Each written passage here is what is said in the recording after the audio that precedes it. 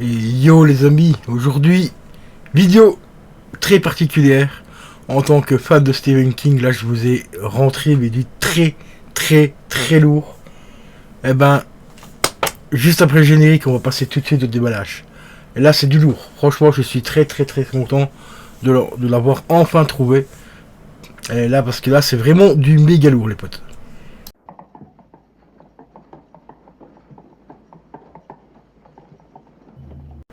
Et les amis, donc comme je vous l'ai annoncé juste dans la petite vidéo d'intro, j'ai rentré du très lourd.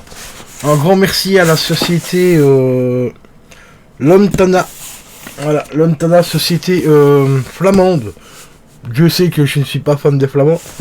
Petite boutade. Mais là, franchement, grâce à eux, j'ai pu trouver le Saint Graal en tant que collectionneur de Stephen King et en tant que fan avant tout de Stephen King. Donc sans plus tarder, passons au déballage. Et là c'est franchement exceptionnel.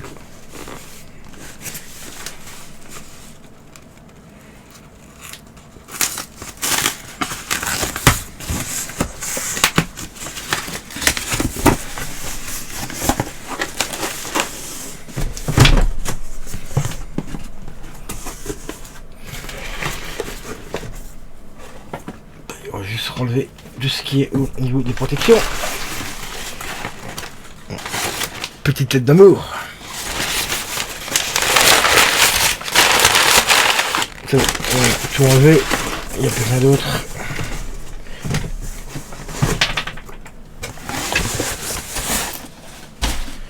Alors ici, putain, il est juste magnifique.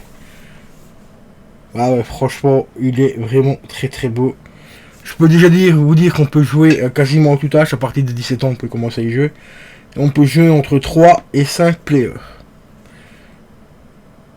Et oui, pourquoi 3 et 5 players? Ben, parce qu'il s'agit tout simplement donc du jeu de société Shining, les potes. Ça c'est une pure merveille. Franchement, celui-là, il est exceptionnel. Alors, donc âgé, bon, maximum d'âge 17 ans, entre 3 et 5 players, et une partie dure entre 45 minutes et 60 minutes, selon un petit peu si on avance bien dans le jeu ou pas. Bon, le petit bémol, c'est que c'est tout en anglais, comme d'habitude. Pareil pour le Jumanji, c'était en anglais aussi. Mais on va quand même l'unboxer pour regarder un petit peu les jolies choses qu'ils nous ont fait pour cette édition qui est franchement exceptionnelle. Si j'arrive à l'ouvrir, bien sûr, voilà, c'est bon.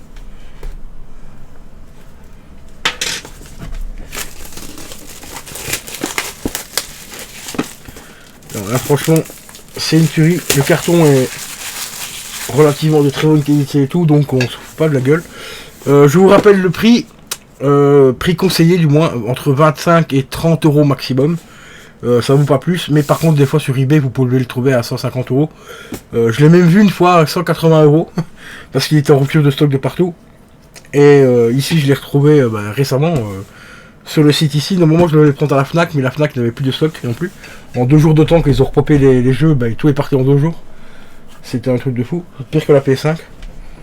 Et donc on va sans plus tarder passer au déballage, enfin l'ouverture de ce jeu. Bon, vous voyez, franchement, carton de bonne qualité, bonne facture et tout. Voilà. Ouais, qui pue un peu le je sais pas quoi, mais ça schlingue un petit peu quand même. Donc ici, on découvre...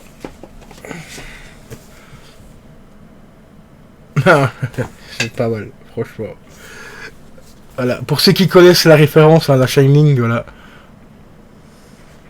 Attendez, parce qu'avec le reflet, c'est vraiment la merde. Je sais pas pourquoi j'ai des reflets comme ça sur les côtés maintenant que la webcam, c'est un truc de fou.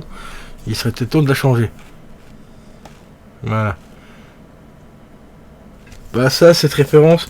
Bon, elle est en anglais, donc la phrase, je me rappelle plus exactement ce que ça veut dire, mais bon, c'est pas grave. Ça me reviendra plus tard. Mais, donc ici, c'est tout simplement le règlement, hein, voilà, on va pas en faire une apologie pendant 4 jours dessus. Car tout est en anglais, comme je l'ai dit. Ça, je le savais déjà avant que j'achète le jeu, donc... Mais au-delà du jeu de société, c'est aussi l'objet de collection que je rentre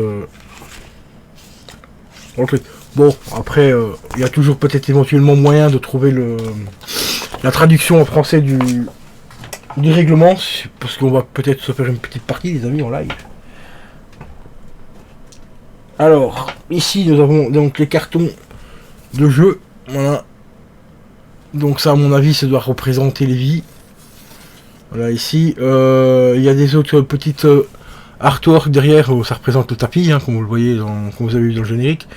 De l'autre côté, on découvre quoi? Ben, des artworks de peinture, des battes de baseball, des couteaux et tout.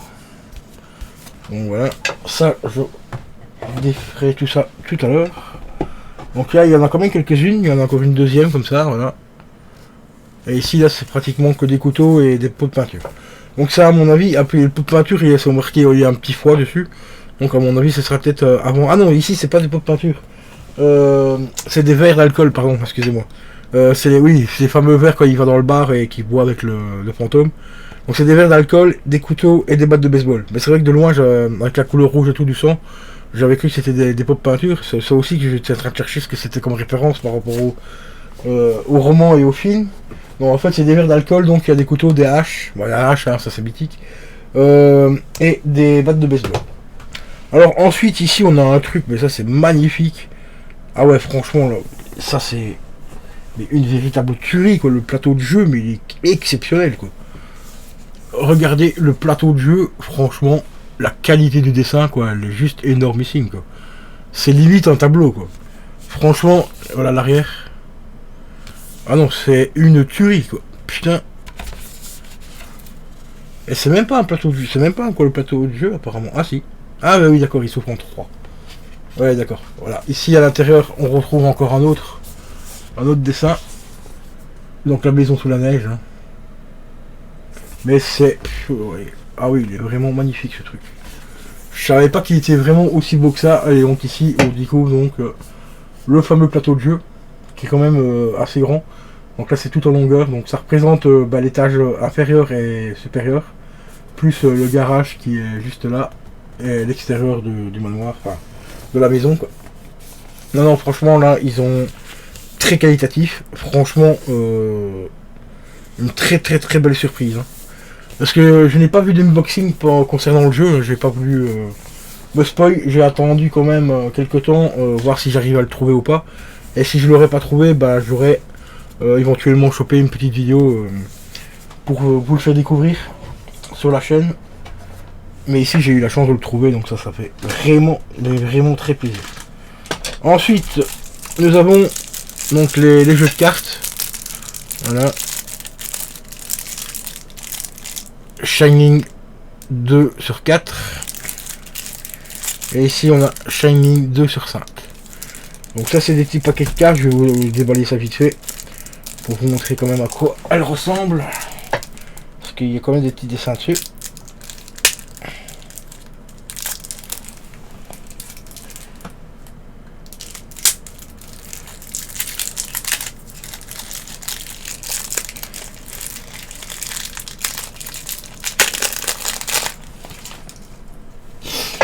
Premier paquet.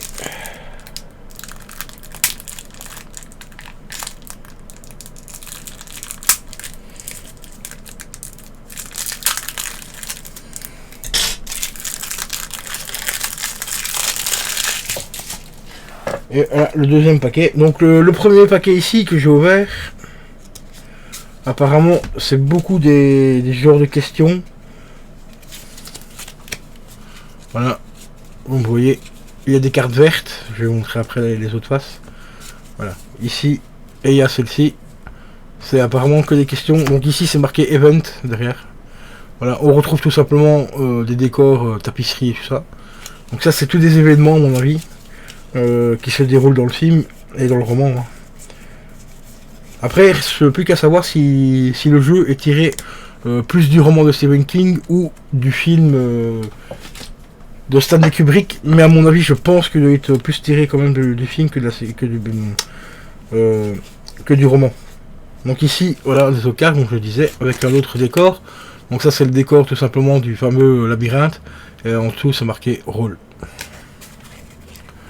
Ensuite, on a aussi petite carte illustrée avec des numéros. Je vérifie juste un truc, ouais, 4.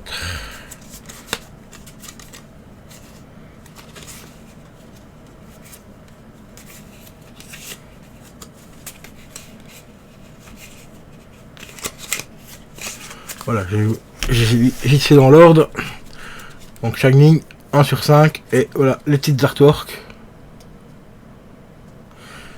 Désolé vraiment pour la caméra, je sais vraiment pas ce qu'elle a aujourd'hui, mais pourtant l'objectif n'est pas sale, rien du tout, donc c'est vraiment bizarre.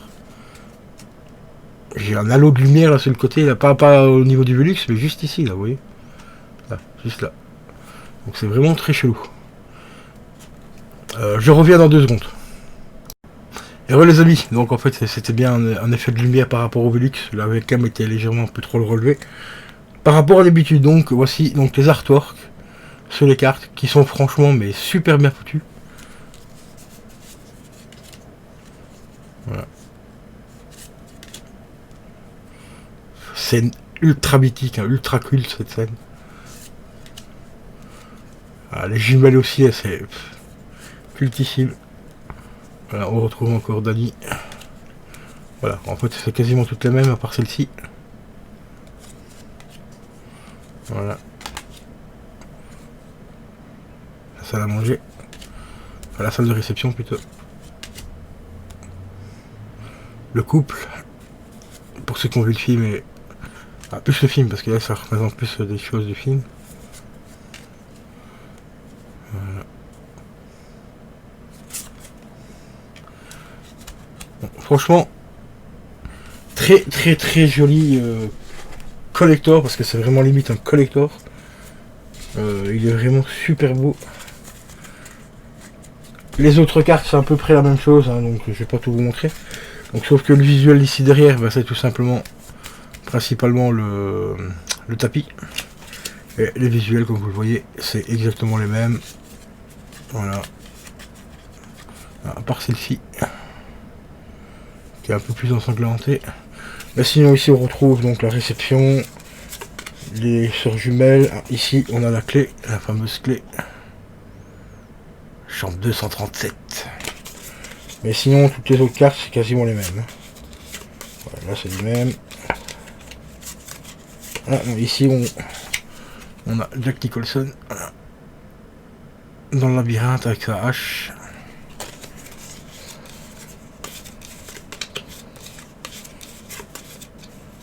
Ouais, ici aussi, ça c'est une scène ultra culte aussi. Quand il embrasse la jeune femme dans la chambre et en fait il s'aperçoit que en fait la femme est décédée.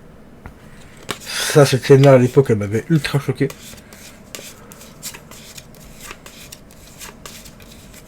Et voilà, toutes les autres c'est exactement les mêmes. On va essayer de pas les mélanger parce qu'ils commencent à numéroter différemment. Ensuite on découvre quoi?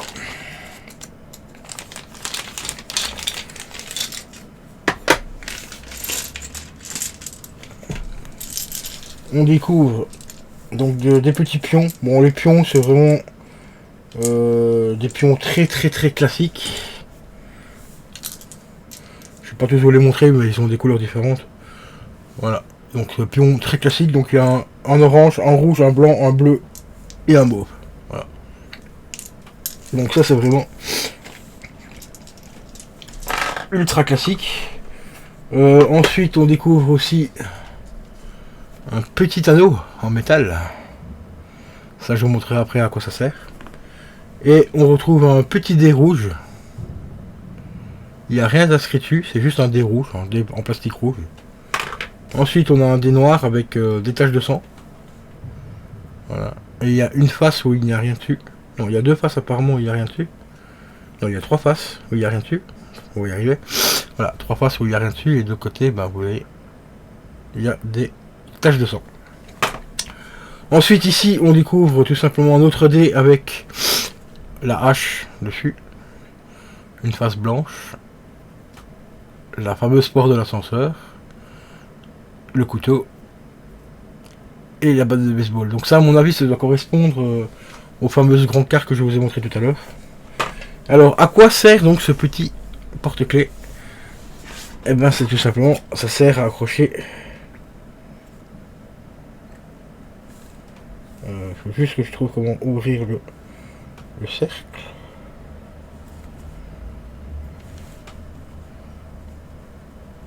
Et d'accord, ça, système comme ça. Donc on accroche ceci comme ceci. Voilà, une fois que le cercle est accroché, bah ils vous offrent tout simplement le porte-clés, donc de la room 237. Et ça c'est franchement, c'est un petit détail hein, qui est présent là, mais c'est parce que c'est du plastique. Ils auraient pu le faire en bois, ça aurait été un peu plus joli en bois. Mais ça je vais le mettre dans la bibliothèque, hein, au niveau de la bibliothèque, en bas. Je vais pas le laisser dedans. Ça c'est vraiment trop mythique, trop culte pour le laisser dans une boîte. Et voilà. Et il va trôner vraiment là où j'ai tous mes francs loisirs et tout. Donc je vais l'accrocher vraiment à cet endroit là. Et ça va donner un effet, mais une tuerie. Une tuerie les amis. On va vite remettre ça dans le plastique.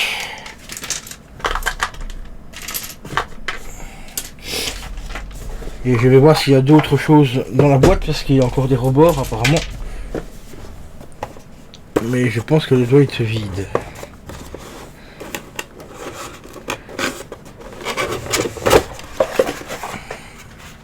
Ouais, bon, voilà, la boîte commence à se présenter.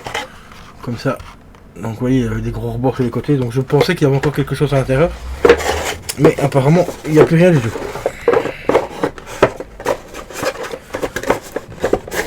Donc la boîte, une fois qu'elle est fermée, ça représente comme ceci. Il y a des espèces de petites trappes ici. Voilà. Donc je sais pas pourquoi ils ont fait une boîte comme ça. En fait, c'est un peu bizarre. Bon, ben voilà les potos. Donc concernant le magnifique unboxing de ce magnifique jeu de société Shining. Je pense que j'ai trouvé à quoi ça sert. Je pense les rebords c'est pour bloquer les cartes en fait. Mais ça va être bloqué vraiment la 642. Hein. Voilà. Donc on va remettre ça ici à l'intérieur.